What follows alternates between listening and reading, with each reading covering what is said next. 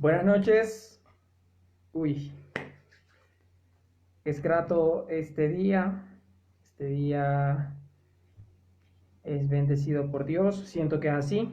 Le doy gracias al Señor por permitirme culminar esta etapa o esta enseñanza que se ha formado en base a tres partes. Les invito a los que sigan esta prédica y de repente no comprendan algunos sucesos, pues que no cabe mencionar en esta enseñanza porque la alargaría mucho y necesité tres partes para especificar lo que es esta prédica, que es sobre la doctrina del rapto. Me contenta mucho las personas que se conecten en este momento o las personas que a medida de que yo vaya dando la enseñanza se van conectando, o las que la verán en un futuro a través de acá de mi Facebook o de YouTube de mi canal. Mil bendiciones, que el Señor me los bendiga, me los guarde de todo mal y me los arrope con su santísima presencia. Un abrazo a todos, se les quiere, amor de hermanos, somos todos una iglesia y necesitamos tener ese principio que se llama amor. Amor por nuestro prójimo, amor por la persona desconocida que está haciendo la obra de Dios, amor por cada uno de los moradores de aquí de la tierra, porque eso es Dios, amor. Entonces, para entrar en este final, sí, este va a ser el comienzo de esta prédica final sobre el rapto, pues tenemos que entender algo, ¿sí? Hay que comprender algo para empezar. Para proseguir con esta tercera parte, en la Biblia encontramos algo, ¿sí? La Biblia es un libro que da una historia pasada, la historia en el presente y la historia en el futuro. Y usted me dirá, hermano, pero ¿cómo así que la historia en el futuro si la historia está compuesta por sucesos del pasado? Bueno, resulta que el Apocalipsis está escrito. O sea, lo que va a pasar está escrito. Lo que va a pasar está ya escrito. No hay nada más que revelar. El futuro es historia. Ya hay un fin del tiempo, de todas estas cosas. Ya todo está escrito, ya todo está revelado. Lo único que nos queda a nosotros como cristianos, como personas que creemos en Cristo Jesús, es saber, conocer, porque no podemos caer en ignorancia, no podemos, la ignorancia no es de nosotros los cristianos, nosotros escudriñamos todo esto, nos comemos Biblia, ¿sí? Comemos la escritura, comemos sabiduría de parte del Señor Jesucristo y por allí es que arrancamos a interpretar y a saber interpretar lo que es la palabra de Dios. Entonces, tenemos que entender que la Biblia es un libro futurista, hiperdimensional. Te habla de la historia de el Génesis, que es el pasado, atrás, ¿sí? Te habla del presente, los sucesos que están aconteciendo en este momento que no tiene por qué sorprendernos. Y los sucesos que han de acontecer, como lo es la palabra apocalipsis, que en el griego es apocalipto, o descorrer las cortinas, descorrer el velo, ¿sí? Entonces, aquí Dios nos corre completamente cualquier duda que tengamos. Y cuando no hacemos lo que hace muchos hermanos que abren la Biblia solamente para leer un pasaje y lo interpretan como él quiere, o como literalmente ahí se está diciendo, y no busca escudriñar más allá de la interpretación que Dios quiere para con él, entonces lamentablemente va a caer en vacíos. Y eso es lo que no queremos. Queremos estudiar, escudriñar, queremos ir más allá de los pensamientos de Dios, estar en los pensamientos de Dios, estar allí presente, estar actualizado con lo que es la sabiduría del Altísimo. Las profecías bíblicas, las profecías bíblicas que están en la Biblia abarcan el 65% de la Biblia. 65% de la Biblia son profecías. Me dirán por qué digo esto, antes de arrancar con la tercera parte de lo del rapto. Porque hay iglesias que en estos días o en las últimas décadas lo que hacen es predicar sobre la abundancia, sobre la prosperidad, sobre, hermano, venga para acá, para la iglesia, 10 mil pesos y eso se le convertirá en 100.000 pesos. Al 100 por 1 se lo multiplicará Dios. Y resulta que esa no es la predicación que Dios manda a dar a la iglesia, sobre todo en estos tiempos. En estos tiempos no hay que hacerle caso a la persona que diga, no predique sobre el apocalipsis, no predique sobre las profecías bíblicas, porque lo que hace es asustar a la gente. No, hermano, no es asustar a la gente, es alertar a la gente, porque estamos en los últimos tiempos y lo vamos a demostrar bíblica, teológica, exegéticamente lo vamos a demostrar, no solamente con lo que yo sé, porque recordemos algo, no somos autosuficientes.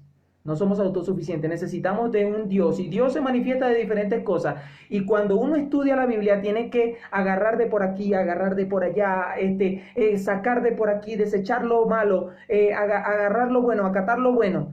Y así es que uno arma una enseñanza en base a lo bíblico. Entonces comencemos con esto. Esto se veía venir. La iglesia, lamentablemente, al final muchos serán engañados. Muchos de los escogidos serán engañados, porque el problema del ser humano está en no saber controlar el futuro. Y eso se reduce en una sola palabra: la ansiedad. La ansiedad. Allí radica el problema del ser humano, que nosotros nos creemos tan intelectuales y nos creemos tan perfectos, ¿verdad? Que cuando nos sentimos atascados, cuando nos sentimos totalmente arropados por la incertidumbre del no saber qué será de mí mañana o qué será de mí ni siquiera dentro de un minuto del tiempo, entonces recurrimos a la ignorancia, y queremos descorrer todas las cortinas de nuestra ignorancia, queremos abrir nuestros ojos, queremos ver lo que en verdad nos quieren decir, porque el trabajo de Satanás es cegar a las personas. Cegar completamente. No, yo lo estoy haciendo bien, todo lo secular mío está bien, todo está bien, y te aborta completamente el propósito que Dios quiere para con tu vida. Ese es el trabajo de Satanás. Y Satanás no va a atacar a la persona que ya está en el mundo. No, que a mí no me ataca. No, ya esa persona está donde Satanás quiere que esté. Satanás va a atacar a la persona que trabaja y lucha el día a día por tratar de llevar el mensaje de Cristo, el mensaje de Dios a todo el mundo, a todo el mundo. A ese es al que Satanás de verdad ataca, porque ese es el que está haciendo el trabajo verdaderamente de Dios aquí en la tierra. Tenemos como primer punto el rapto. Como habíamos dicho en anteriores clases, es una doctrina que se viene practicando desde que el apóstol Pablo reveló, más o menos para ponerlos al día, desde que el apóstol Pablo reveló esta doctrina que no se conocía antes, no podía haber un rapto. ¿Por qué? Porque en ese momento lo único que se conocía era el Viejo Testamento, las leyes del Viejo Testamento. Jesús apenas se había ido, había dejado algunas directrices, ¿sí? Y solo las conocían los discípulos y algunas que otras personas que habían hecho trabajos aquí para ellos. Recordemos que los discípulos nombraron diáconos, los discípulos se esparcieron y empezaron a discipular personas. Entonces, en ese interín, ¿sí?, a Pablo se le revela esto, que es el rapto, y cómo serán nuestros cuerpos transformados y cómo será la venida del Señor Jesucristo, que es muy diferente a lo que es el rapto. El rapto y la venida del Señor Jesucristo son dos cosas muy diferentes. Nosotros no estamos esperando la segunda venida, no queremos esperar la segunda venida. ¿Sabe por qué, hermano? Porque la segunda venida viene después de la gran tribulación. Después de la gran tribulación es que viene la segunda venida. Así que ni usted ni yo queremos estar cuando la gran tribulación se manifieste. No queremos estar. El rapto es una cosa, la segunda venida de Jesucristo es otra muy diferente. Y lo vamos a checar con algunos basamentos bíblicos por lo que nos vamos a apoyar. Tribulación y gran tribulación está compuesta por lo que son las copas de la ira, los sellos y las trompetas. Por esas tres cosas está la tribulación y la gran tribulación. Pero fíjese algo y caigamos en cuenta en algo aquí. Hay algunos que afirman que en el arrebatamiento es la segunda venida, pero esto no puede ocurrir, hermano. ¿Sabe por qué? Porque esta doctrina que afirma que el arrebatamiento va a ocurrir en el mismo momento en el que va a ocurrir la segunda venida, quiere decir que Jesucristo va a venir para acá, ¿verdad? Como lo dice en la segunda venida, y va a poner el pie sobre la tierra y nosotros nos vamos elevando. ¡Ay, Señor Jesucristo, nos vemos allá en el cielo! Y nosotros nos vamos elevando y el Señor Jesucristo viene para acá, para la tierra. Eso no existe. Eso no existe, porque cuando el Señor Jesucristo baje, va a venir en un reinado milenial con la iglesia ya, con la iglesia. Vendrá en ese reinado milenial con la iglesia. Entonces no podemos mezclar la necia con la magnesia, no podemos mezclar una cosa con otra. En el rapto, ¿sí? Nosotros seremos arrebatados. Tenemos que conocer la etimología de las palabras. Y en la etimología de las palabras, eso que es que el Señor venga y nos rapte, en griego se traduce como paralambano, o quitar con fuerza, arrebatar con fuerza, como un relámpago, ¿sí? O sea, no se puede predecir. En cambio, en la segunda venida de Cristo, habrá señales, lo dice claramente en la Biblia. No podemos interpretar la Biblia como nos da la gana. Tenemos que escudriñar, tenemos que estudiar. Para eso se hizo el estudio. Entonces, eso no puede ocurrir. Jesucristo no puede venir bajando y la iglesia subiendo, porque resulta que en el reinado milenial más adelante, en el Apocalipsis, en los 1000 años, creo que es capítulo 20, el Jesucristo viene bajando, ¿sí? Con la iglesia, viene bajando con la iglesia, conjunto con la iglesia. Entonces, esos dos sucesos no calan ahí. Eliminada la primera teoría, ¿sí? Otros dicen que el arrebatamiento es en plena tribulación, basándose en Mateo 24. ¿Por qué basándose en Mateo 24? Porque Jesucristo ahí dice que habla de los escogidos, pero resulta que nosotros Jesús no se está refiriendo a nosotros queremos ser protagonistas. Nosotros siempre queremos ser protagonistas de la novela. No, hermano, nosotros no somos protagonistas, nosotros somos gentiles, el pueblo gentil de Dios. Y Israel, los judíos, son el punto de Dios, un punto céntrico en la historia para que todo el mundo por allí se dé cuenta de los tiempos, pero el pueblo escogido por Dios es Israel, nosotros somos gentiles, Pablo lo explica muy bien. Nosotros no nos podemos tomar la atribución de creer, no, eso es para con nosotros, no, hermano. Eso no es para con nosotros. La guerra que Dios siempre ha tenido y tendrá hasta que culmine todo el Apocalipsis, hasta que culmine todo esto, es con su pueblo. Es con su pueblo que aún haciéndoseles presente ahí a ellos no creyeron. Ellos no creyeron. Y todas esas cosas, ¿verdad?, sucederán en el pueblo de Dios, porque la iglesia para la gran tribulación ya será levantada y los gentiles que queden aquí, para los testigos de Jehová, los gentiles que queden acá, ¿serán salvos algunos por la prédica o la predicación de esos 144,000 que ellos predican, que supuestamente son solamente ellos los que van a ser salvos, ¿verdad? O sea, ellos que son 3,000 millones, no sé, de mil y pico de millones de testigos de Jehová,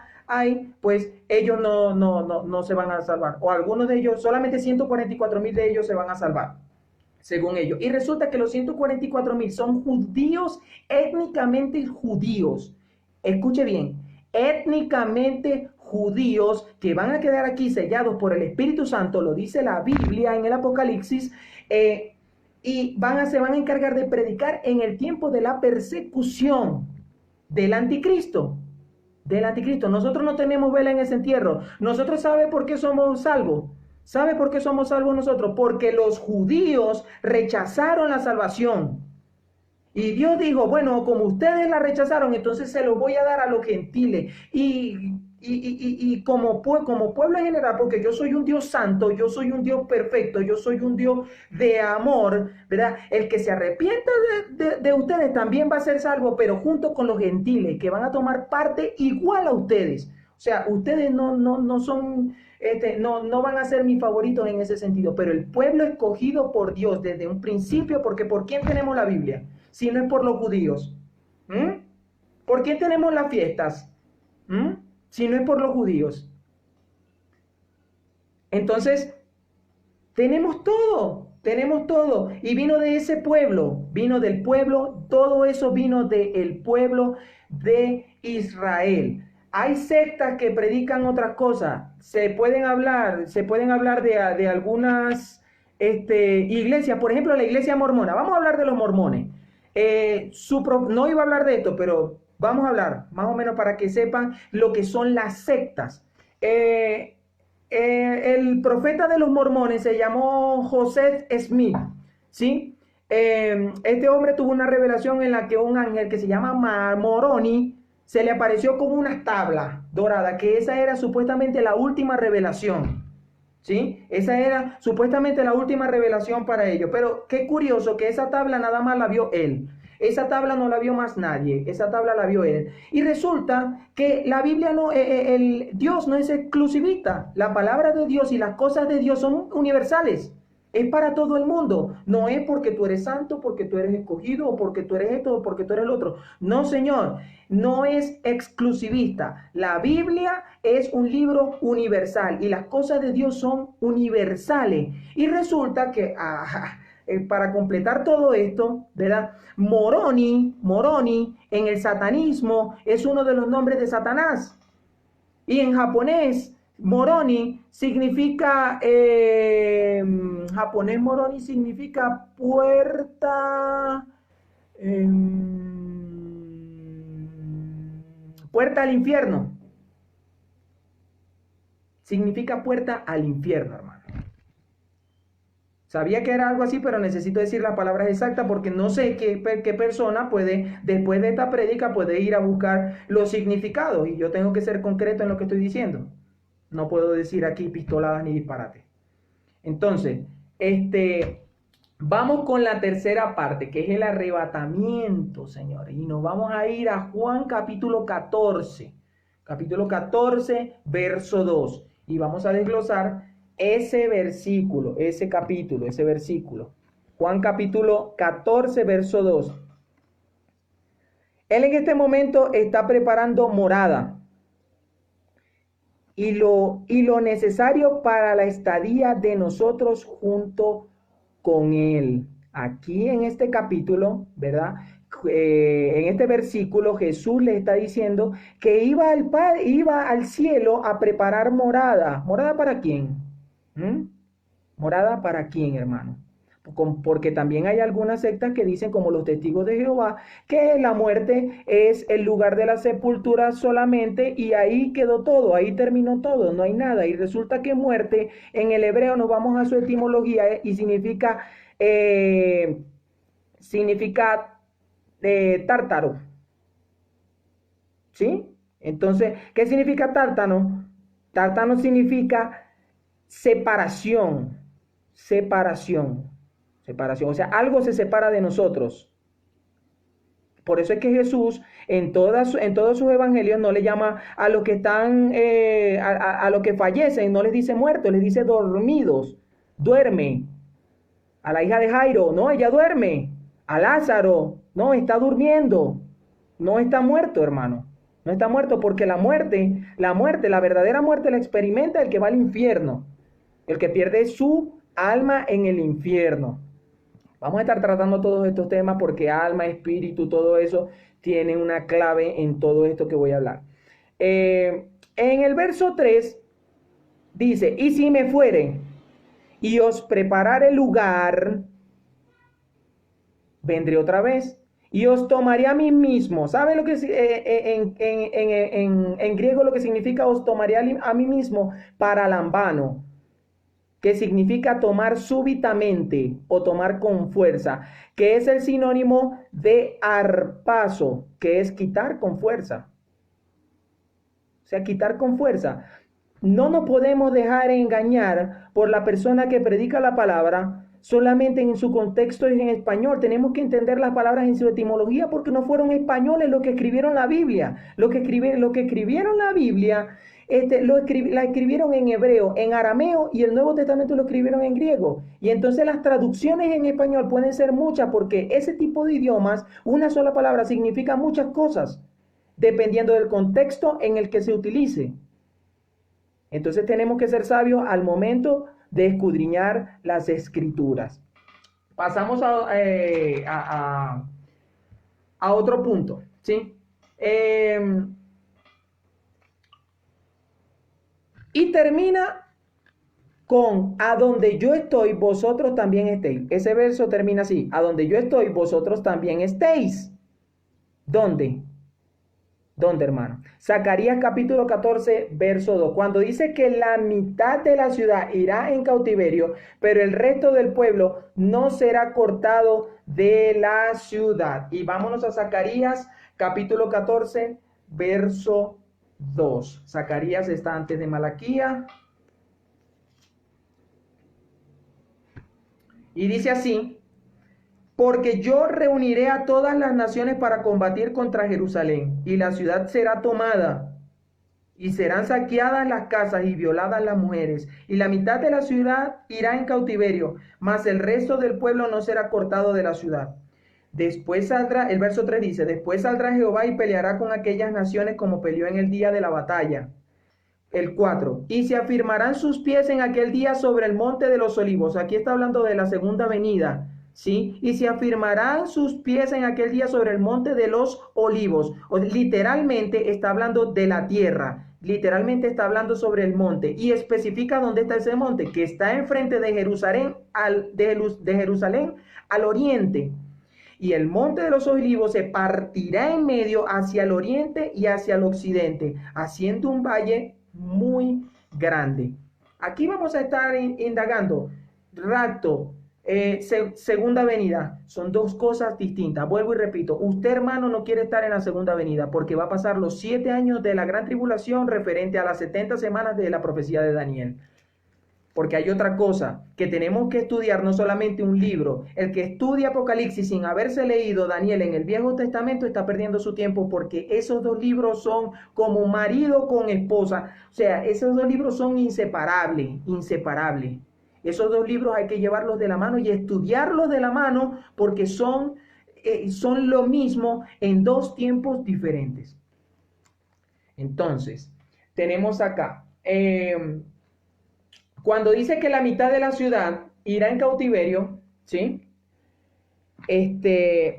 Pero el resto del pueblo no será cortado de la ciudad. Pues aquí hay algo que está sucediendo en estos momentos. Es una clara referencia a lo que la ONU, Organización de Naciones Unidas, en estos días quiere hacer. La división de Jerusalén, para que la mitad de la ciudad sea la capital del futuro Estado palestino, que es lo que ellos quieren, y la otra mitad siga siendo capital de Israel. De Israel. Y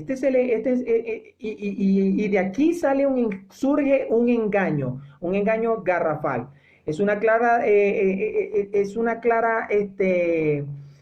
profecía, ¿sí? Que se ha cumplido para estos tiempos. Tenemos que ver también los tiempos. A ver, cuando leemos en la parábola de la higuera, donde dice que tenemos que estar pendientes de las señales, nos nombra que tenemos que estar pendientes de Israel, tenemos que estar pendientes de lo que sucede en las tierras de Jesús. Desde 1948, que se hizo un estado, ¿sí? Un estado, que Israel se hizo un estado independiente, cosa que se creía imposible, pero se logró. Y eso ya estaba escrito en la Biblia. Eso no es que, que no sabíamos o esto o lo otro. No, la Biblia volvió a tener razón en todo esto. El verso 4 dice, y se afirmaron sus pies en aquel día sobre el monte de los olivos. El verso 4 de Zacarías 14, ¿sí? Sobre el monte de los olivos. Entonces ahí ya no hay, ¿cómo es que? Cavidad de refutamiento o espacio para poder refutar algo, porque sencillamente, literalmente, Jesús va a pisar la tierra. Y en el rapto no va a ser así. En el rapto, desde el cielo, nos va a elevar así. Nos va a elevar así. Y los muertos en Cristo resucitarán. Y los que están en vida, porque ojo, que aquí hay otro misterio que también lo dije, que también ya lo dije. Los que están en vida, para ese momento, porque muchos no estarán dormidos, muchos dormirán y otros no, seremos transformados o serán transformados. Los tiempos los conoce Dios, no los conocemos nosotros, pero sabemos, el tiempo exacto lo conoce Dios, pero sabemos que estamos en los últimos tiempos por las cosas y las señales que hay en nuestros alrededores. Prestemos mucha atención. La Biblia dice, el que tenga ojos que vea, el que tenga oídos que oiga. Y no se refiere necesariamente de los carnales. Tenemos que estar atentos a lo que el Espíritu nos quiere decir. Primera de Tesalonicenses capítulo 4, versículo 13. Vámonos a Primera de Tesalonicenses capítulo 4, verso 13. Después de Colosenses está Primera de Tesalonicenses 4, 13. Ok. Nos estancamos aquí. Y dice así. Tampoco queremos, hermanos, que ignoréis acerca de los que duermen. Duermen, hermano. No acerca de los que están roncando. No acerca de los que están en su siesta, no acerca de los que están profetizando con ronquidos. No, esos no, hermano. Los que duermen. Jesús se refería a los dormidos como los fallecidos, pero creyentes de la palabra, firmes y justos. ¿Correcto? Ok, hasta ahí vamos bien. Para que no os entristezcáis como los otros que no tienen esperanza. Ahí hace una división, ¿sí? Como los otros que no tienen esperanza, que son los muertos. Palabra muerto. A ellos sí se le dice muertos. Entonces, porque si creemos que Jesús murió y resucitó, así también traerá Dios con Jesús a los que durmieron en él. ¿Qué más quiere, hermano? Aquí lo único que puede pasar son dos cosas: que usted rechace completamente la Biblia y quite a Dios de su vida, o que usted tome en serio la palabra, porque no puede ser tibio. Los tibios Dios los vomitará. Usted o es creyente y vive por fe y cree en la palabra del Señor, o simplemente no lo es. Simplemente no lo es. Y nada de esto es real para usted, ¿sí? Pero la Biblia es específica. La Biblia no anda con rodeo. La Biblia ya está revelada, hermano. No existe en estos tiempos, no existe que el apóstol, que esto. No. El último apóstol fue Juan, hermano. Murió en la isla de Patmos a los 95 años. Fue el último. El último en verdad fue Pablo, el que se convirtió, ¿sí? Y asumió un apostolado. Pero el último que quedó y el último que murió después de serle revelado el Apocalipsis fue Juan. Ya no hay más apóstoles, hermano. Ahora en estos tiempos la Biblia sí lo dice: se levantarán apóstatas, personas que apostatarán de la fe. Apóstatas es una palabra muy diferente, porque lo que hacen es blasfemar y cometer herejía en contra de la verdad y la palabra de Dios. Entonces, la palabra dormir en la Biblia se usa también para los que están muertos, ¿sí? Y esta implica para los santos y niños. Se le llama dormir porque la muerte en su contexto sería separación de Dios. Separación de Dios. Y nosotros no estamos separados de Dios, nosotros creemos en Dios. Nosotros somos salvos por gracia, hermano, no por obra.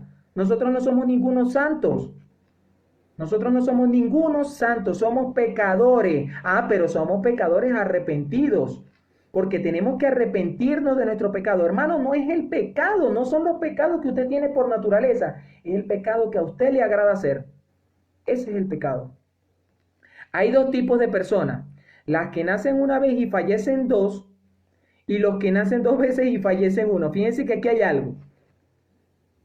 Hay personas, ¿verdad?, que nacen una vez y fallecen dos, porque nacen una vez y cometen tanta iniquidad en el mundo que ¿cuál es su destino, hermano? Dios es un Dios justo y no hay que dudar de la santidad de Dios. Dios es un Dios santo, santo, santo. Santo, no puede haber impureza delante de Él, y nosotros que somos un pedazo de carne que nos hemos vuelto por nuestra propia concupiscencia, ¿verdad?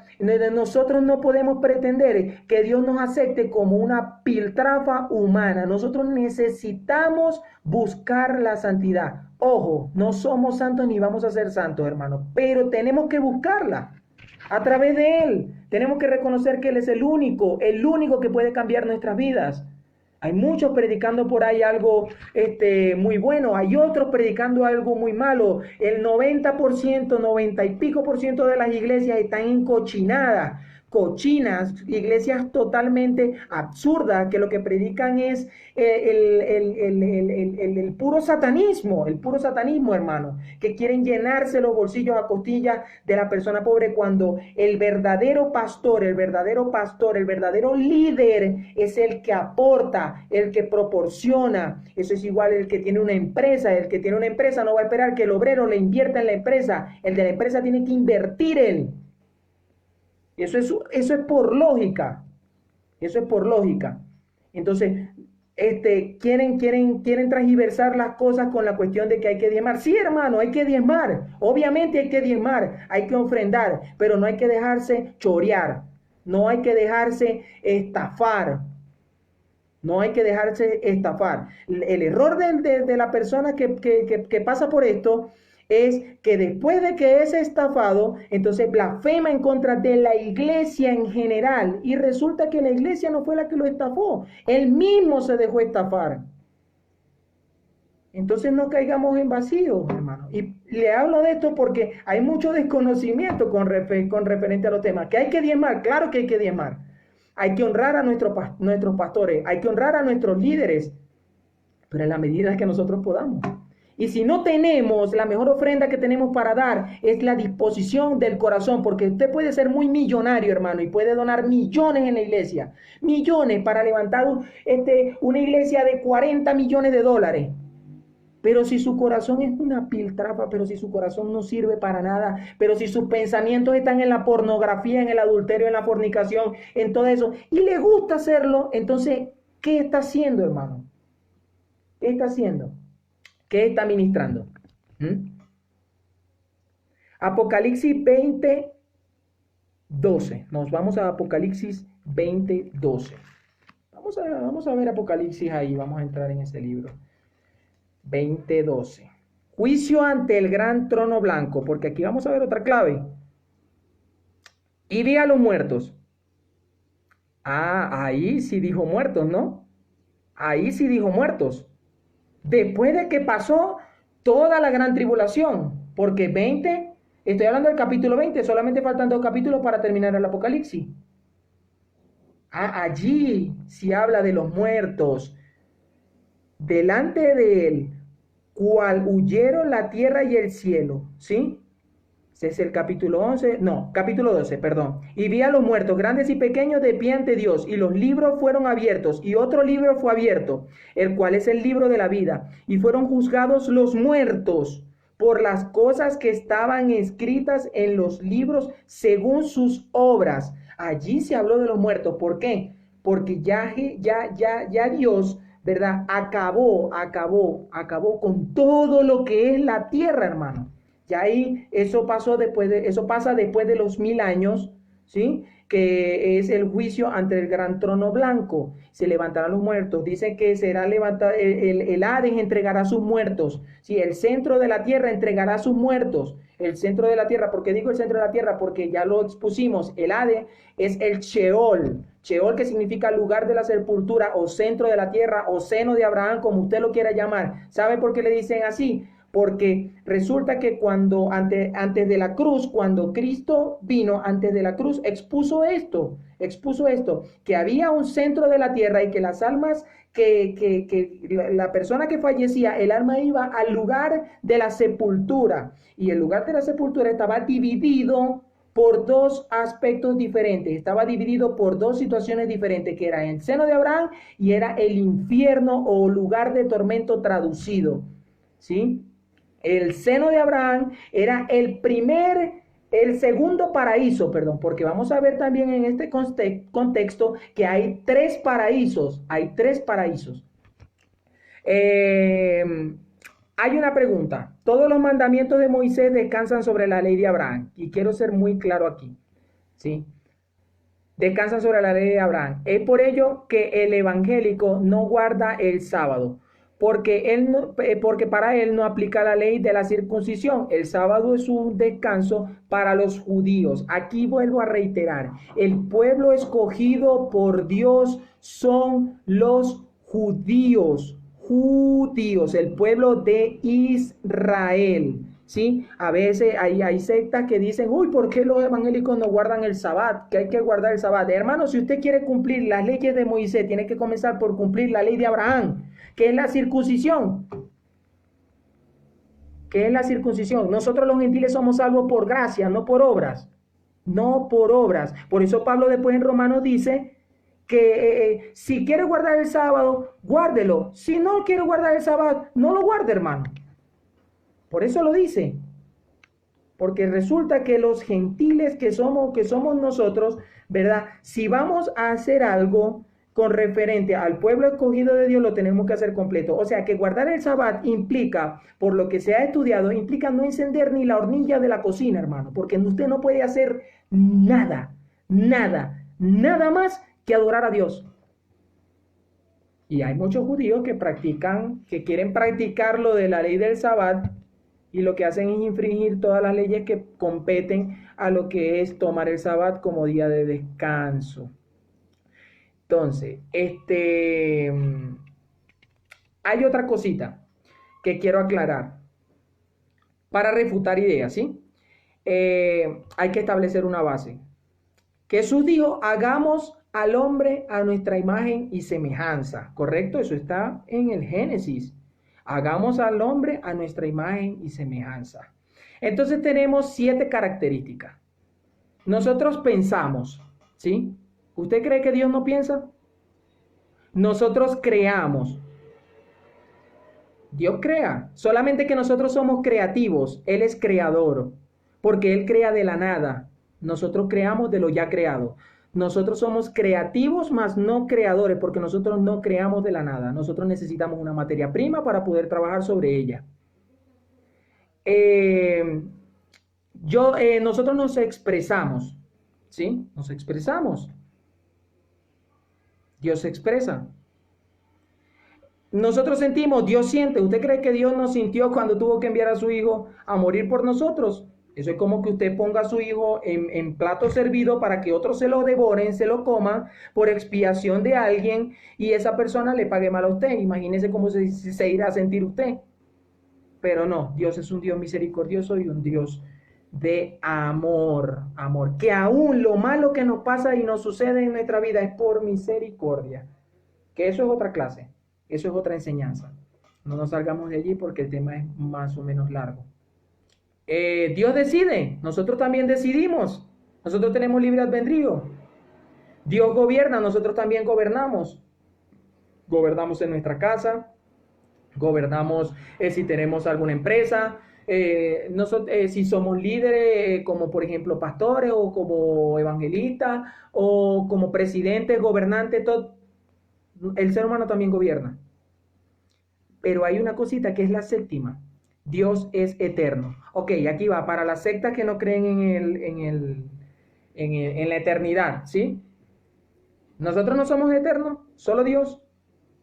No, hermano, nosotros también somos eternos. Somos imagen y semejanza de Dios. Y tenemos tres cosas. Alma, nepej, alma. Espíritu, ruaj y cuerpo, que es el envase o la vasija en donde tenemos esas dos cosas preciadas, preciadas, preciadas. En el cual el alma, si usted, hermano, se muere, si usted se muere en este momento y usted no está haciendo, obedeciendo las cosas de Dios y lo que anda practicando el pecado, el alma va al infierno, el espíritu vuelve a Dios, pero el alma va al infierno, o sea, usted va al infierno. Es así de simple. Es así de simple. Entonces tenemos que entender, ¿verdad?, la diferencia que hay entre todo. Y tenemos que aprender a conocernos quiénes somos. ¿Quiénes somos? Aprender que la mente no es lo que los científicos quieren decir, de que las válvulas, de que la sangre, de que sí, todo eso está muy bien, hermano, pero detrás de eso hay un Dios. Porque no puede haber nada creado o nada en funcionamiento si no hay detrás inteligencia, hermano. Si no hay detrás inteligencia aplicada, entonces explíqueme usted cómo las fuerzas que actúan sobre este mundo están actuando sin la aplicación de fuerza. Entonces, no refutemos ideas con las que no podemos complementar con bases sólidas, porque la Biblia nos mata todas las posibilidades que nosotros tengamos para diferir de un Dios existente, hermano, de un Dios existente. Ahí tenemos la prueba en todos esos en la teoría de todos esos científicos que han venido después de los grandes, después de Aristóteles, Sócrates, Demóstenes, después de todos ellos, ¿verdad?, que se han levantado como Charles Darwin, Luis Pasteur, Frederick Mitchell, personajes totalmente desubicados y desorientados. Tanto así, hermano, que no se ha podido comprobar la teoría, pero aún siguen refutando la Biblia, hermano, aún siguen refutando la Biblia. Y bueno, la Biblia también lo escribió, para frustración de ellos, también la Biblia lo escribió que sería así, que muchos apostatarían de la fe. Bueno, entrando en otro contexto, Eclesiastés 3:10, Eclesiastés 3:10, ¿sí? Eclesiastés, vamos a ver, Eclesiastés 3:10, está antes de Cantares. Está antes de Cantares, Eclesiastés 3:10, aquí está. Yo he visto el trabajo que Dios ha dado a los hijos de los hombres para que se ocupen de él. ¿Sí? Yo he visto el trabajo que Dios ha dado a los hijos de los hombres para que se ocupen de él. Entonces, ¿qué pasa aquí? Que aquí habla sobre un destino, hermano. Aquí habla sobre un destino y de que todo tiene su tiempo, hermano. Y usted tiene un destino. Usted no vino aquí para hacer un pasón. Usted no vino aquí como un animal, hermano, a hacer un pasón y ya, y se acabó todo. No es así como funciona. No es así como funciona. Explíqueme usted el funcionamiento, por ejemplo, de la mente. Explíqueme usted el funcionamiento de la mente y cómo es que procesa la mente tanta información en conjunto y cómo es la capacidad de nosotros para pensar, para discernir, para dirigir, para cualquier cosa que esté en proceso de ejecución. Entonces, tenemos que discernir en la verdad, hermano. Tenemos que discernir en lo que prevalece. La palabra de Dios prevalece. La palabra de Dios prevalece. Lo que dice el hombre, contrario a la palabra de Dios, se extingue, se fuma, hermano. Entonces, tenemos que despertarnos en ese contexto. Primera de Tesalonicenses, capítulo 4. Primera de Tesalonicenses, antes de Segunda de Tesalonicenses, después de Colosenses.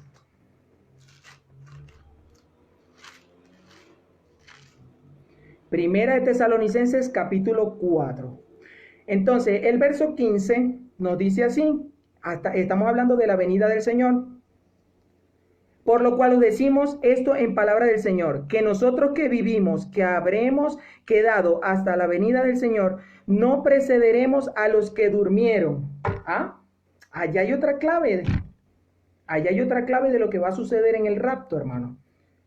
Porque hay personas que van a estar en ese Sheol, lugar de la sepultura, ¿ya? Donde Amós 2 dice que se estila mucho en estos tiempos de cremar a las personas o quemar a las personas, y Amós 2 condena eso. El libro de Amós 2 condena el quemar a una persona. ¿Por qué? Porque el cuerpo es templo y morada del Espíritu Santo, y el cuerpo tiene que ser, así como él vino a la tierra, así como se formó, así tiene que ser devuelto. Así tiene que ser devuelto. El templo y morada del Espíritu Santo es sagrado, y la manera de mantenerlo sagrado es encofrándolo en el lugar de la sepultura, como es la tradición, como es la tradición. Que hay personas que han muerto quemadas, sí, pero estamos hablando de un acto con conocimiento, con conciencia, algo predeterminado, ¿sí? Algo predeterminado. Hay cosas que son predeterminadas, hay cosas que son aleatorias, hay cosas que son inconscientemente hechas. Tenemos que analizar esos tres tipos de acciones, Entonces, decimos, por lo cual lo decimos esto en palabra del Señor, que nosotros que vivimos habremos quedado hasta la venida del Señor, ¿sí? Que nosotros que vivimos habremos quedado hasta la venida del Señor. Pero ¿qué pasa? Que esta traducción, si nos vamos al contexto, al texto original, resulta que no dice así. La palabra es, en el texto original dice parusia, que es aparición, hasta la aparición del Señor. No precederemos a los que durmieron. Cuando revisamos el contexto original, el texto original, nos damos cuenta de que esta traducción, esa palabra allí no iba. Y resulta que cuando usted quita o coloca un sinónimo o cambia una palabrita de la Biblia, le cambia todo el sentido al contexto, ¿sí? Y resulta que en el hebreo dice parusia, que es aparición. O sea, que quiere decir que la Biblia en realidad dice que nosotros que vivimos habremos quedado hasta la parusia, hasta la aparición del Señor Jesús. El 16 dice, porque el Señor mismo con voz de mando, con voz de arcángel y con trompeta, ahí hay otra clave que quieren discernir acerca de las trompetas. No, las trompetas del Apocalipsis son tocadas por ángeles. Las trompetas del Apocalipsis son tocadas por ángeles, pero esta es tocada, es trompeta de Dios, no de un ángel. Con voz de arcángel y con trompeta de Dios, descenderá del cielo, y los muertos en Cristo resucitarán primero. Es más claro imposible. Luego nosotros los que vivimos, los que hayamos quedado, fíjate que aquí hay algo importantísimo. Pablo estaba tan aferrado a lo que era la doctrina del rapto y el arrebatamiento, a lo que se le había revelado, pero él no conocía los tiempos, ¿sí? Y él se sentía, él arropaba esa teoría, ¿sí? Él arropaba esa doctrina, perdón. Él arropaba eso y la tomaba para él. Él pensaba que era en su generación, sí, que era en su generación, que él no iba a experimentar la muerte. Él tenía esa esperanza. Y hay una generación que no va a experimentar el morir. Hay una generación que no va a experimentar el ir al lugar de la sepultura o morir en la carne. Entonces, luego nosotros los que vivimos, los que hayamos quedado, seremos arrebatados juntamente con ellos en las nubes para recibir al Señor en el aire. Esto está escrito en la Biblia. Esto no son palabras mías ni palabras de un loco. Esto está escrito en la Biblia. Esto es palabra de Dios. Para recibir al Señor en el aire. Y así estaremos siempre con el Señor. Para recibir al Señor en el aire. Y cuando se trata de la segunda venida, el Señor baja y pone los pies sobre la tierra. El monte de los olivos que queda frente de Jerusalén al oriente. Entonces, tenemos que entender muchas cosas. Y para entenderlo hay que estudiar. También como por ejemplo, ¿y dónde está el Señor? Fíjese algo, yo le voy a mostrar algo. Hay 3 paraísos, ¿sí? Existen 3 paraísos. El primer paraíso de la tierra cuando Adán y Eva pecaron. El paraíso que estaba aquí en la tierra. ¿Sí? El segundo, cuando Jesús le dijo al que estaba a su lado, de cierto te digo que hoy estarás conmigo en el paraíso, en Mateo 12:40. ¿Sí? Ese es el segundo paraíso. Dice que Jesús estaría en el centro de la tierra y es que el seno de Abraham es el segundo paraíso. Y ya está desolado, hermano. Y ya está desolado. Por Mateo 12:40 lo dice. Dice que Jesús estaría en el centro de la tierra después de la muerte. O en el corazón de la tierra, mejor dicho, dice la versión de la Reina Valera. Y el tercer cielo, el tercer paraíso está en el cielo.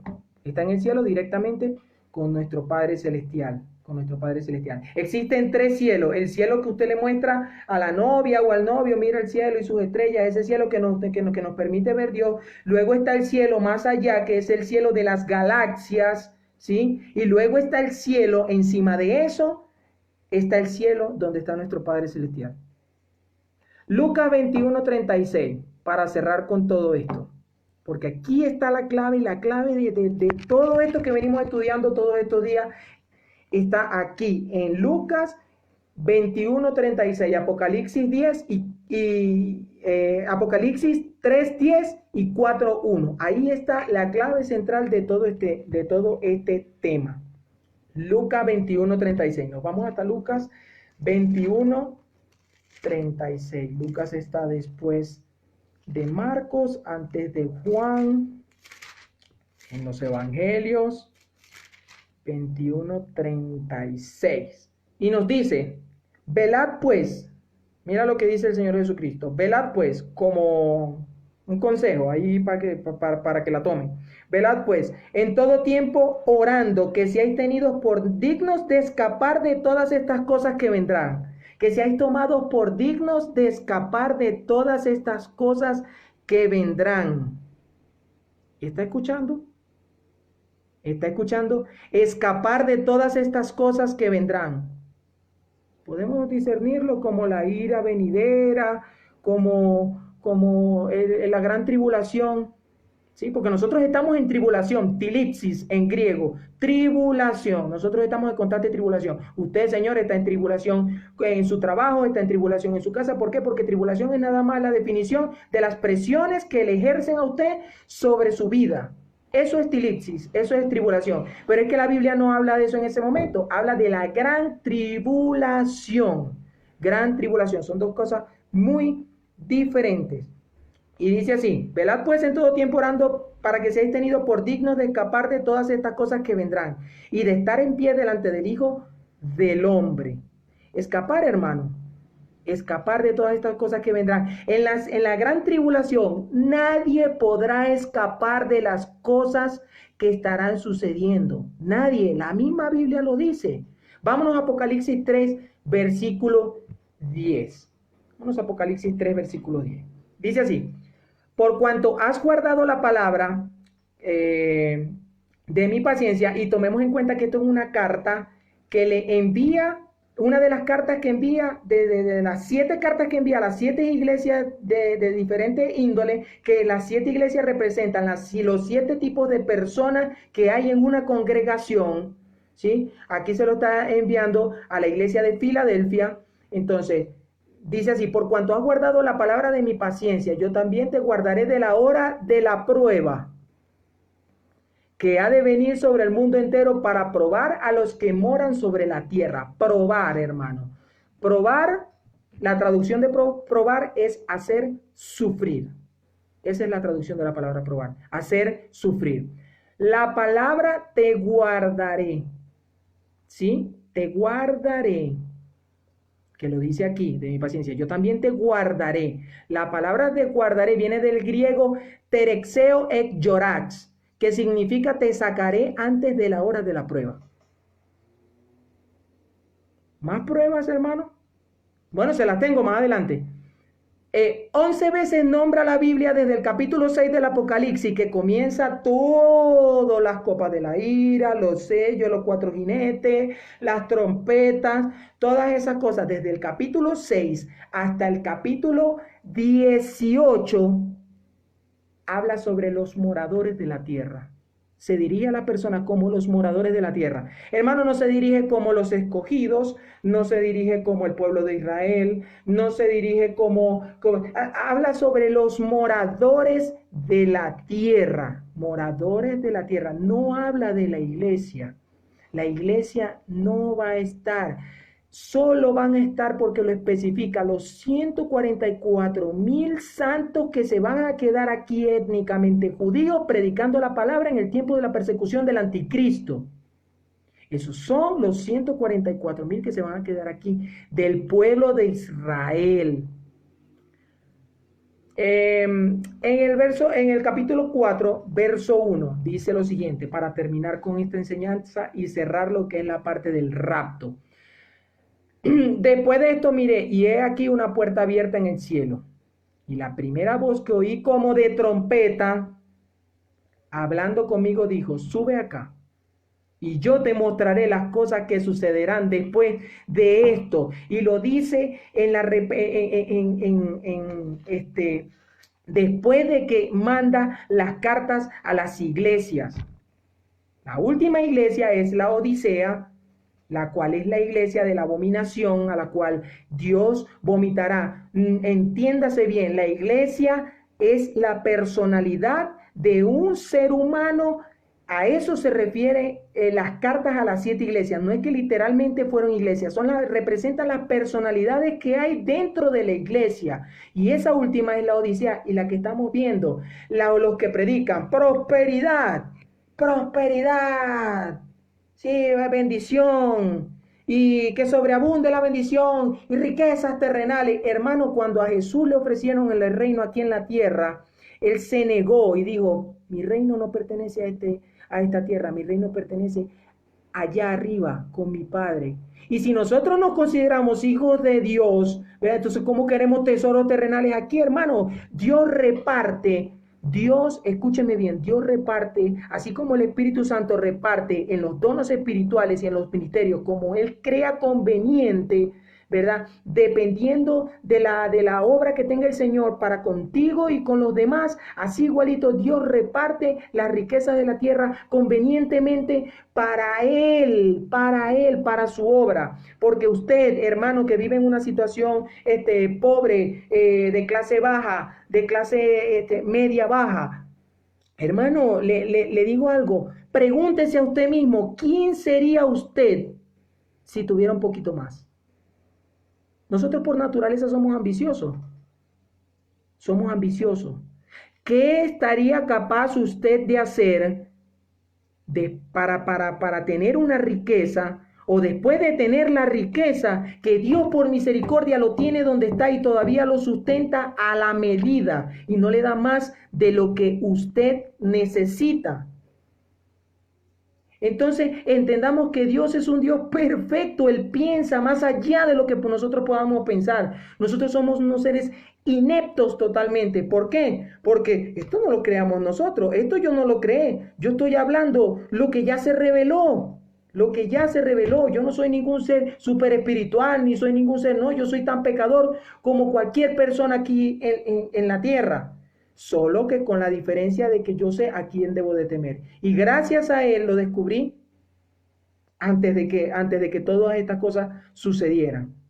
Y usted también está a tiempo, hermano. Usted también está a tiempo de arrepentirse. Yo no hablo de religiones. ¿Saben la palabra religión lo que significa? Miedo a los demonios. Eso es lo que significa la palabra religión, hermano. Yo no soy religioso.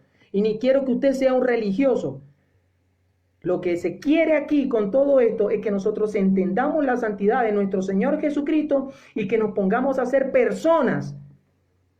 Dejemos de ser una abominación, porque obviemos a todo el plano religioso y obviemos todo el plano de cristiano y obviemos todo eso. Hermano, los 10 mandamientos nos hace ser personas, nos hace ser gente, nos hace ser limpios, nos hace ser impecables, intachables como personas. Pero no, nosotros no queremos ser eso, nosotros queremos ser abominación.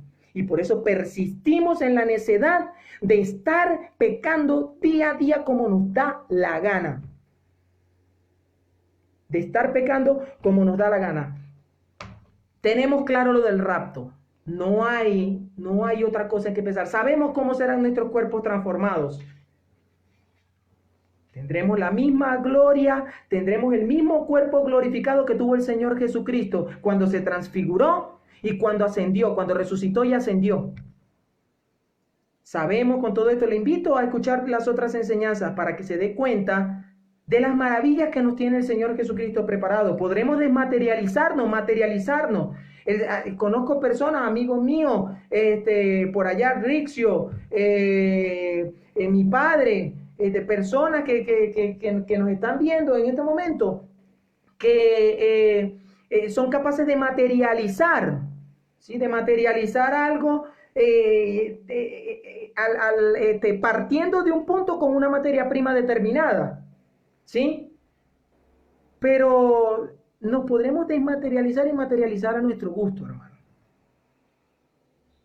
Podremos quebrantar todas las leyes. Nosotros estamos en un cosmos donde Albert Einstein, ¿verdad?, con su teoría de la relatividad, nos demostró el tiempo, por ejemplo, el tiempo, la eternidad. En la eternidad está Dios. En la eternidad no hay tiempo, hermano. El tiempo es de nosotros. Esa es nuestra limitación. Así como la sangre es nuestra limitación con cada molécula, así igual con esa codificación de información que tiene el sistema del ADN, que es ácido desoxirribonucleico, esa especificación, ¿verdad?, no la vamos a tener nosotros. Porque cuando Cristo resucitó, no se le volvió a llenar el cuerpo de sangre, fue un cuerpo sin sangre. La limitación del ser humano es la sangre. Y por el código genético es que nosotros venimos arrastrando el pecado natural. La ciencia es de Dios, hermano. La ciencia es de Dios. Lo que puede saber el hombre, obviamente el científico nunca le va a dar la razón a Dios. Se la va a proporcionar a él mismo, se va a proporcionar sus atribuciones a él mismo. Pero la ciencia es de Dios. Ya la Biblia lo había dicho en el Génesis desde el comienzo, hace miles de años atrás, lo que iba a ser el sistema del ADN. Entonces, ¿a quién nos estamos engañando? A nosotros mismos, porque hemos sido ignorantes a través del tiempo, tiempo. E igual a m por c al cuadrado. La energía es igual a la masa por la velocidad de la luz al cuadrado. Estamos hablando de 300.000 kilómetros sobre segundos al cuadrado. Esa es la fórmula del tiempo. Y cuando Dios determinó el tiempo, lo hizo en el Génesis, cuando dijo en el Génesis capítulo 1, en el principio, ya ahí Dios hizo un parámetro, puso una línea, puso un punto en el principio. Y todo principio tiene un fin, pero Él no vive en el tiempo, Él vive en la eternidad, que son dos conceptos muy diferentes. Así como estamos sometidos a la ley del electromagnetismo, así estamos sometidos a la ley de la gravedad, que toda materia que pese más que el aire es atraída inmediatamente al centro de la Tierra, y que nosotros no podemos obviar ninguna de las maravillas del universo, que no tenemos control de ella. O dígame usted, en la ley de la física, en la ley de la física, hermano, la ley de la física determina que el movimiento constante de algo es igual a la fuerza aplicada. Entonces dígame usted qué fuerza está aplicada en el movimiento de rotación y traslación que hace la Tierra. La misma ciencia se contradice, ellos mismos se contradicen. Y necesitamos entender la sabiduría del Altísimo. No es pararse aquí a decir santo, santo, santo, y yo me santifico. No, no es decir eso, hermano. No es decir eso. Es pararse en la línea que está entre lo desconocido y lo por conocer. Y tomar la responsabilidad. En nuestras manos está la responsabilidad de adquirir cualquier tipo de conocimiento. La ignorancia es un pecado, porque por ignorantes muchos van a ser engañados en la gran tribulación por el anticristo, un ser que va a venir como un Adolfo Hitler presumiendo la paz, que instó a 85 millones de alemanes, los instó, ¿verdad? ¿Cómo los arrastró? Ah, claro, levantó la Volkswagen, ¿sí? Ah, claro, él sacó de la total pobreza hasta espiritual que tenían esos seres debido a la pérdida de la Primera Guerra Mundial, y este hombre llegó como un santo, total líder populista. En el tiempo del marxismo, del leninismo, ¿Y qué pasó después de que todas estas cosas ocurrieron en plena Segunda Guerra Mundial? Este hombre se volteó sanguinariamente, era un psicópata, tan psicópata que se quitó la vida, se suicidó. Como bien lo dice la Biblia en algunos contextos, que terminarán algunos líderes que se autoponen o que son puestos por otras personas y no por Dios. Pues así terminan suicidándose, quitándose la vida, porque esos no tienen otra dirección, sino es el infierno, así como pasó con Saúl. Entonces, este hombre reveló ser un psicópata después de decir paz, como dice la Biblia en Mateo. Oirá, se dirá paz y seguridad, y vendrá sobre ellos de repente destrucción, destrucción, ¿sí? Vendrá sobre ellos destrucción repentina. Así va a pasar, y muchos serán engañados. Me complace mucho las personas que están viendo esto. ¿Sabe por qué lo digo, hermano? Porque quizás yo no le esté predicando a los millones de personas que estén ahorita, sobre la tierra, sino a esas personas que después de que pasen este tiempo de gracia, pues lamentablemente se van a tener que quedar para el tiempo de la prueba. Y ya no se van a arrepentir por fe, ni se van a arrepentir por amor a Dios, sino que se van a arrepentir por miedo, porque van a decir, como hizo Juan 23 en 1961, cuando empezó a hojear la Biblia por primera vez, que hablo de los católicos, ¿verdad? Y empezó a hojear la Biblia por primera vez desde hace siglos, que nadie hojeaba la Biblia para interpretarla, para tratar de buscarle una explicación a todo, y empezó a descubrir 36 herejías que habían metido los romanos en ese tiempo. Entre ellos el celibato sacerdotal. El celibato sacerdotal. Cuando Dios dice perfectamente con respecto al celibato sacerdotal que tienen que los sacerdotes, que los que estén en una iglesia, tienen que ser casados, hermanos, porque la naturaleza del hombre es muy obvia. La naturaleza del hombre no se puede ocultar, ¿no? Que ese hombre sí se guardó. No, hermano, eso es mentira. Por eso es que hay tanto pederasta y tanto pedófilo. Por eso es que hay tanto pederasta y tanto pedófilo, porque como no pueden hacer pública la relación con una mujer, ¿qué es lo que hacen? Que lo hacen en secreto. Lo hacen en secreto, hermano. Y por eso es que hay tanta violación de niños de parte de la Iglesia Católica, y por eso es que hay tanta violación de servidoras dentro de la Iglesia Católica. Entonces no nos caigamos a mentira. No nos caigamos a mentira. Hablemos con la verdad. Tanto de las iglesias evangélicas, de las iglesias adventistas, las iglesias mormonas, las iglesias judías, las iglesias, la iglesia que usted me quiera nombrar con cualquier tipo de religión, hermano, y allí está metida la mano humana. Jesús no viene por religiones, Jesús viene por su vida. Jesús viene por su vida, Jesús viene por su espíritu, por su alma. Y si usted no está en las condiciones para recibir la santidad del Señor Jesucristo, por necio, por egocéntrico, porque el que vale es usted y de fuera de usted no hay más nada, hermano, lamentablemente va a quedar como los necios aquí, va a quedar como los ignorantes, como Guajiro en Nueva York va a quedar así. Uy, ¿qué pasó aquí? ¿Qué pasó aquí? No, hermano, se le habló, se le dijo porque Dios es misericordioso y se habrá hablado la palabra de Dios por todos los rincones de la tierra y entonces después viene el fin. Entonces no hay excusa, no hay excusa. Me alegro en el alma poder haber cerrado, que Dios me haya permitido haber cerrado esta enseñanza de 3 fases. Es placentero para mí poder trabajar para Él. Sí, es placentero, muy placentero para mí poder trabajar para Él. Usted que cree que no está en las condiciones de predicar el Evangelio, hermano, usted no tiene que hacer una catequesis, irse a un crecimiento espiritual por allá por el Monte Everest. No, hermano, usted no tiene que hacer nada de eso. Usted nada más con invocar al Señor Jesús y no negarlo, ya usted lo está predicando. Ya usted lo está predicando. Usted con dar testimonio de su vida, usted está predicando al Señor Jesús. Usted lo está predicando. Con testimonio usted predica. Con sus acciones usted predica. Y si el diablo viene, y el diablo hablo para los que me entiendan, ¿sí? Y si el diablo viene a decirle que usted no está en condiciones para eso y le recuerda su pasado, entonces, hermano, le invito a que usted le recuerde su futuro. compadrito, a usted lo que le espera es el lago de fuego.